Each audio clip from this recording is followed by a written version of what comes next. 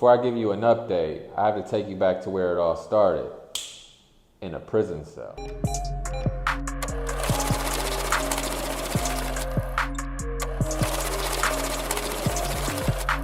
The first prison cell I was in wasn't constructed with cement or cinder blocks. It was fabricated from a psychological confinement that I constructed myself, which constricted my way of thinking.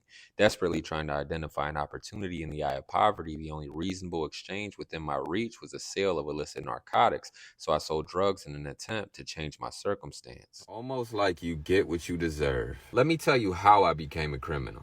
I grew up in one of the poorest neighborhoods in one of the poorest cities in the country. And somehow I still managed to be poorer than everybody else who at least had running water and electricity at home. I know. Get a job. Well, I was 13. I couldn't even enroll in school, let alone get a work permit. Probably because I couldn't provide a proof of residence because the house we lived in was, well, abandoned. My dad had a drug problem, which seemed to be the root of our money problem. There were times we were homeless, sleeping in a van off Train Avenue or abandoned houses or pretty much anywhere we could crash. My only escape was an imaginary place I created inside my imagination. I imagined myself in a better position, and the best path to follow is where all my dad's money was going, which was in the hands of drug dealers. So the solution to at least my hunger problem seemed to be at the other end of those transactions. What's the worst thing that could happen when jail comes with food, water, and shelter? I was willing to take that risk, even with the high probability of prison. So when I chose to get money in the streets, prison was part of that decision, and that's exactly where I ended up. Over and over again, like a revolving door, in and out of prison for the next 15 years. When I was in prison, I started documenting the thoughts that were responsible for my placement. That's where it became clear what I was meant to be because the framework was tailored to me. To the court, I was nothing but a drug dealer. But 10 years adjusting to industry changes, exchanging products with a focus on profits can teach you something. I was just caught up in the wrong jargon when I should have been speaking the language of business. Here's some acumen for the drug dealers. Your re-up is no longer your re-up. It is your cost of goods sold. Your plays are no longer your plays. It's your revenue. And your profit, well, it's still your profit. But it's your gross profit or gross margin. You know how to read a P&L. If you came up off a dub, you are utilizing a perpetual inventory method. You have the framework, and now you know the language of business. So I thought to myself, maybe I should write a book. But you only have the credibility of a drug dealer. So my mind went back to work. You used to work in wireless. That's right. He was so persistent, and what did I sell? And literally the only thing that I sold at that point was drugs.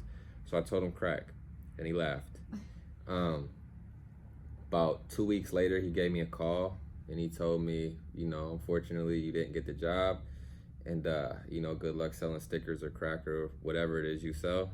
And then he said, I'm just fucking with you. Gave me the job, and I started that Wednesday, selling phones.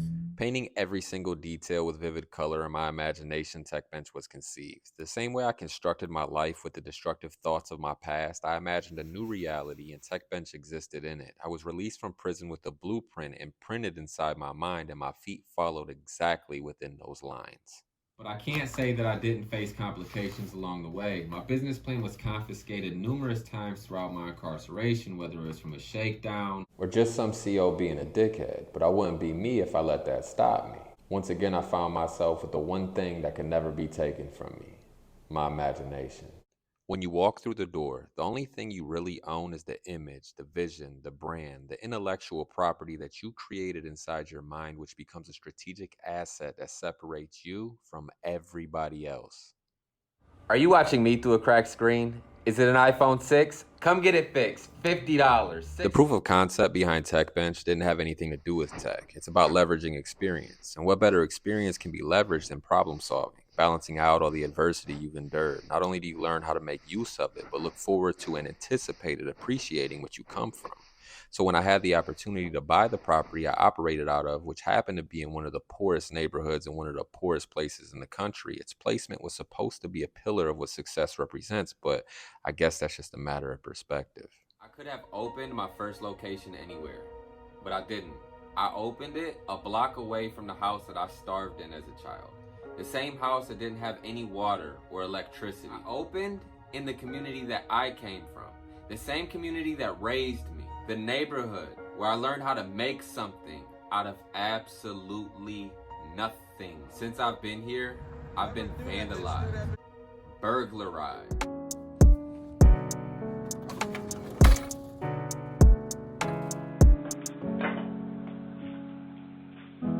robbed at gunpoint.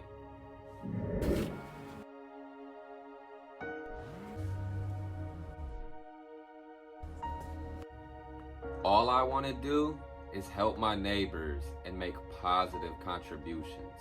I aim to aid poverty with education in the poorest city in America.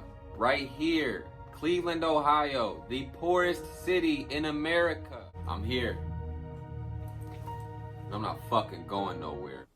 After all the burglaries and robbery attempts, being unfamiliar with how real estate works is where I went wrong. Business itself was doing great, but since I didn't know anything about escrow, title searches, title insurance, liens, or purchase agreements, I had to pay the price for the property. What presented itself as $75,000 in equity turned out to be a $250,000 liability after the title search came back with liens out the ass from the previous owner.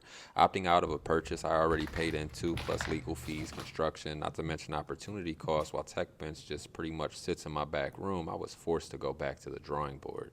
But techbench.com is still a thing. It's still on the front page of Google, it still has 5 stars, and this phone still rings. Real estate was never even really part of the plan. Intellectual and strategic property was the plan. I mean, seriously, the actual business only consists of a replacement screen and 2 screwdrivers. But regardless of what we lost, we still own the image that we created. The brand, the name, the domain, the thought that became a reality. I'm working for my own business now. You working for your own business? No, I spit out rails. Okay.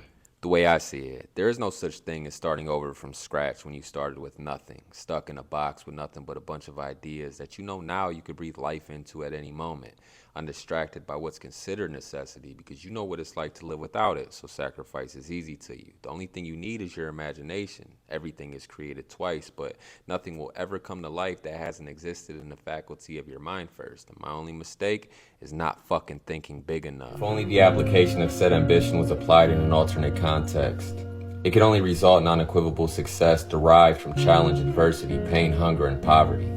But I was blind to the inevitable balance prevailing in transparency, unidentified due to the overpowering emotions of fear and defeat aroused by the thought of being weak.